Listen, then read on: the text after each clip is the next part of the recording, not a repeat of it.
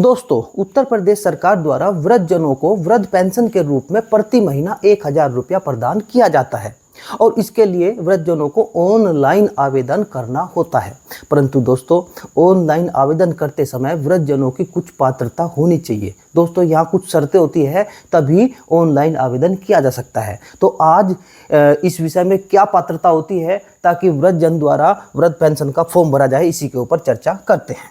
Number 1, वृद्ध की उम्र 60 वर्ष से अधिक हो। इसका मतलब है दोस्तों, वृद्ध की उम्र 60 साल पूरी हो गई हो और वह 61वें साल में लग गया हो, या 61 से ज़्यादा उसकी 62, 65, 70, 100 साल, 110, 120 कितनी भी हो सकती है, यानी 60 से ज़्यादा होनी चाहिए। नंबर 2, वृद्ध के परिवार की वार्षिक आय ग्रामीण क्षेत्र में 46,080 व शहरी क्षेत्र में 56,460 से अधिक न हो, यानी इतने रुपये या इससे कम का आय प्रमाण पत्र होना चाहिए, तभी वृद्ध की पेंशन बन सकती है। लेकिन थोड़ा सा दोस्तों हम यहाँ एक चीज़ को समझेंगे, जो परिवार की वार्षिक आय, इसका मतलब क्या होता है, वृद्ध के परिवार में कौन कौन आएगा, इसके ऊपर थोड़ी सी चर्चा करते हैं।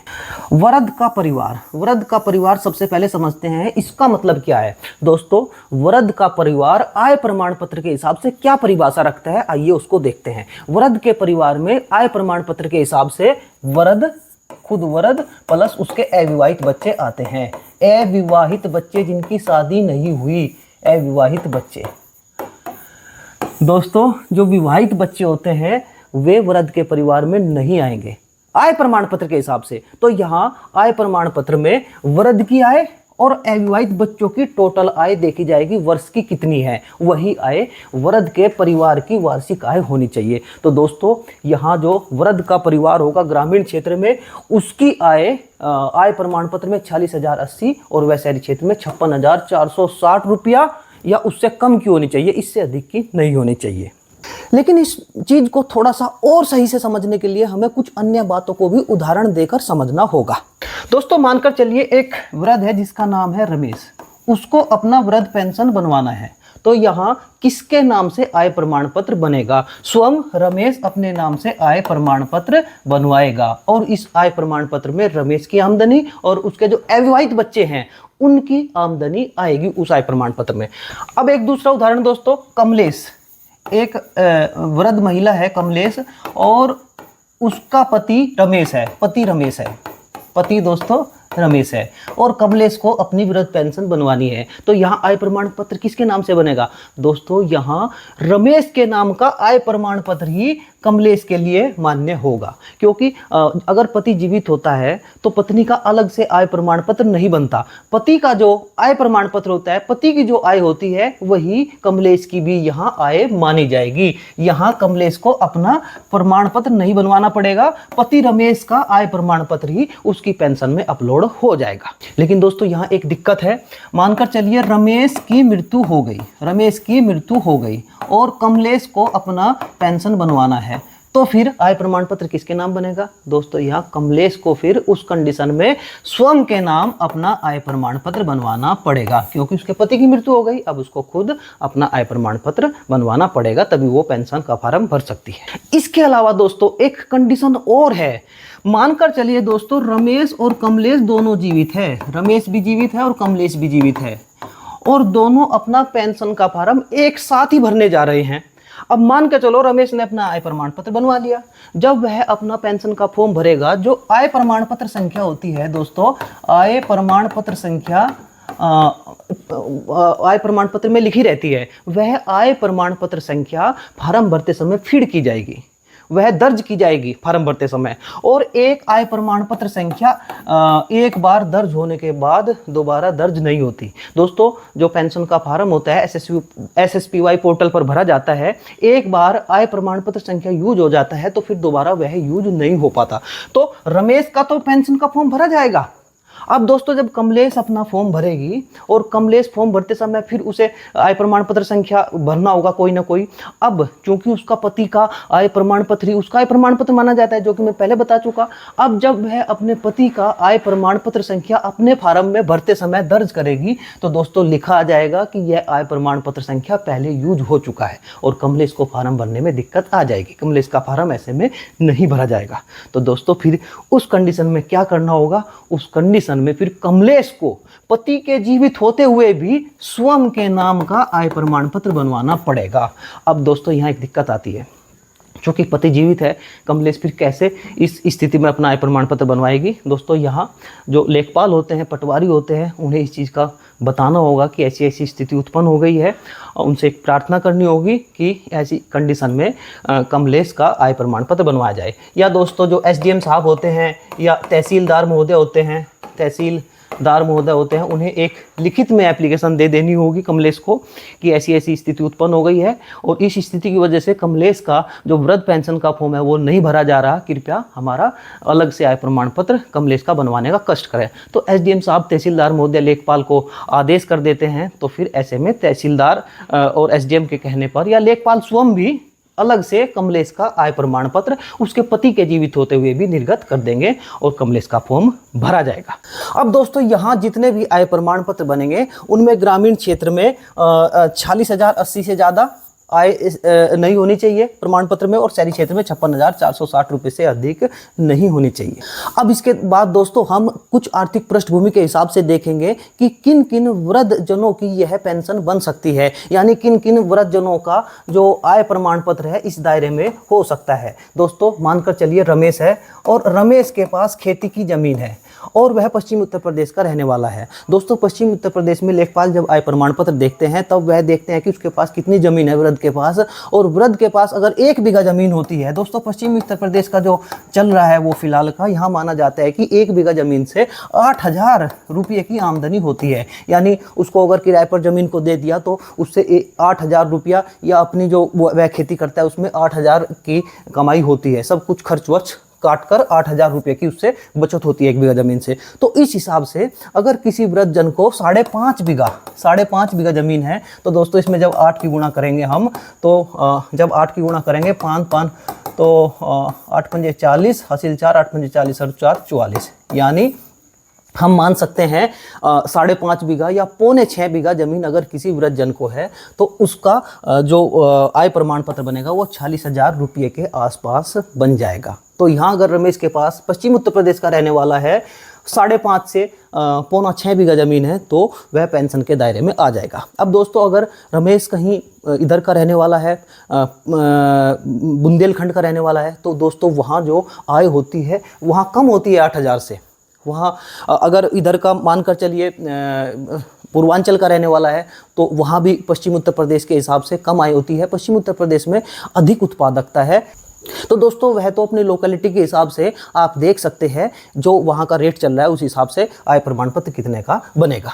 अब दोस्तों मानकर चलिए रमेश किसान नहीं है, उसके पास खेती की ज़मीन नहीं है, वह दिहाड़ी मजदूरी करता है और दिन में, वैसे तो दोस्तों 60 साल से ऊपर कोई दिहाड़ी मजदूरी करने लायक नहीं रहता, लेकिन फिर भी मान लेते हैं वह या उसके परिवार में सभी सदस्य दिहाड़ी मजदूरी करते हैं तो फिर वह इस दायरे में आएगा या नहीं आएगा। दोस्तों दिहाड़ी मजदूरी में अगर मानकर भी चलिए 400-500 रुपया एक दिन में कोई कमा लेता है और इस हिसाब से महीने का उसका 15,000 के समथिंग बैठ जाता है तो फिर साल का तो और भी ज़्यादा बैठ जाएगा। लेकिन नहीं दोस्तों, दिहाड़ी मजदूरी में माना जाता है कि रोज़ रोज़ उसे काम नहीं मिलता। तो दिहाड़ी मजदूर जितने भी होते हैं दोस्तों उनका आय प्रमाण पत्र ग्रामीण क्षेत्र में इससे कम का ही बनेगा, इस बात को आप जान लीजिए। क्योंकि दिहाड़ी मजदूर कहीं पंजीकृत नहीं होता, अगर वह फैक्ट्री वगैरह में काम करता है वहाँ उसको सैलरी स्लिप मिलती है, वो अलग बात है, वहाँ आय प्रमाण पत्र इतने का नहीं बनेगा। लेकिन अगर कोई असंगठित मजदूर है, कहीं वैसे ही काम करता है तो इस दायरे में उसका आय प्रमाण पत्र जरूर बनेगा दोस्तों और वह पेंशन के दायरे में जरूर आएगा। इसके अलावा दोस्तों कुछ ऐसे भी आपको उदाहरण मिलेंगे कि वहाँ आप यह निर्धारण कर पाने में बड़ी कठिनाई महसूस करेंगे कि इस वृद्ध आदमी की पेंशन बनेगी अथवा नहीं बनेगी।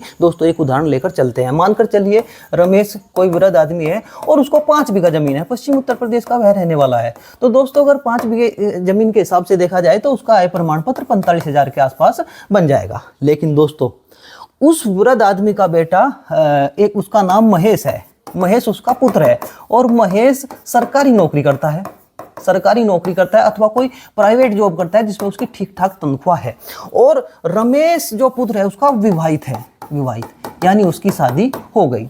दोस्तों जो रमेश का आय प्रमाण पत्र बनेगा उसमें इस विवाहित पुत्र की आय नहीं जुड़ेगी। दोस्तों इस विवाहित पुत्र की आय नहीं जुड़ेगी क्योंकि रमेश की आय में उसकी खुद की और अविवाहित पुत्र की आय जुड़ती है। विवाहित पुत्र की आय रमेश की आय में नहीं जुड़ेगी। तो उसका जो आय प्रमाण पत्र बनेगा वो 5 बीघा के हिसाब से बनेगा। दोस्तों 5 बीघा के हिसाब से 45,000 बन जाएगा और सरकारी नौकरी या प्राइवेट नौकरी का आय उसमें नहीं देखा जाएगा।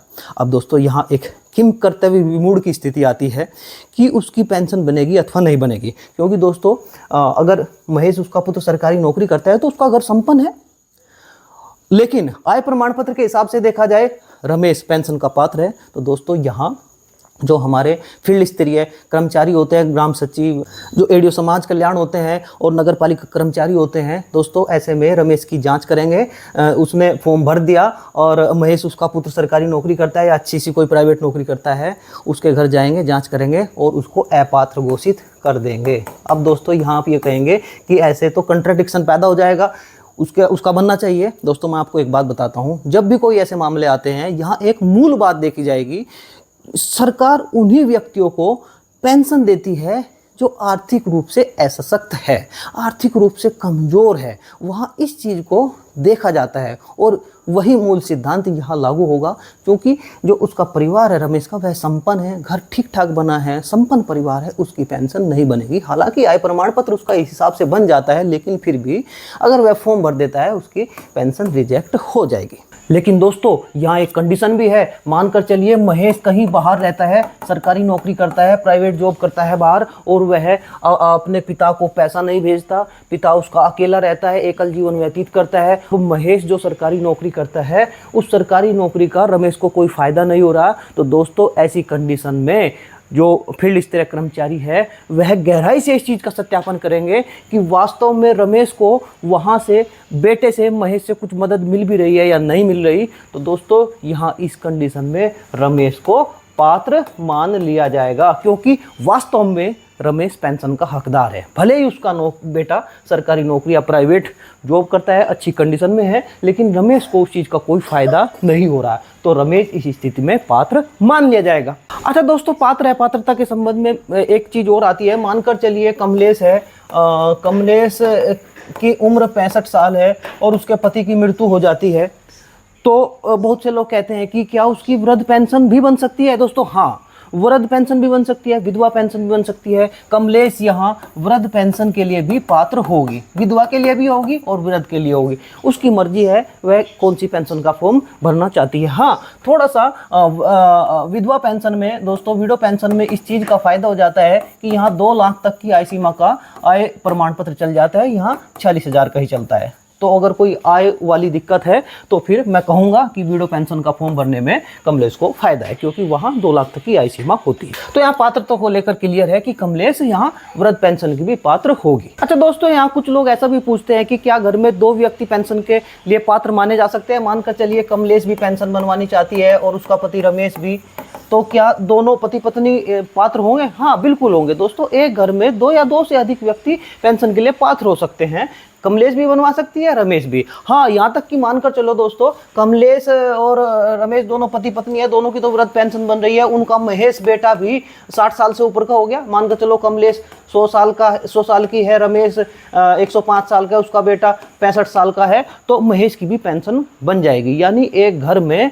2-3 लोगों की वृद्ध पेंशन बन सकती है। बाप बेटे की बन सकती है, पति पत्नी की बन सकती है, पति पत्नी समेत बेटे की भी बन सकती है। दोस्तों ये सभी पात्र होंगे। अब दोस्तों नंबर 3, वृद्ध को पूर्व से कोई पेंशन प्राप्त न हो रही हो। दोस्तों मानकर चलिए रमेश है, रमेश दिव्यांग है, रमेश दिव्यांग है और रमेश दिव्यांग पेंशन पहले से प्राप्त कर रहा था और अब उसकी उम्र 60 साल से ज़्यादा हो गई, तो क्या वह वृद्ध पेंशन प्राप्त करेगा? दोस्तों नहीं।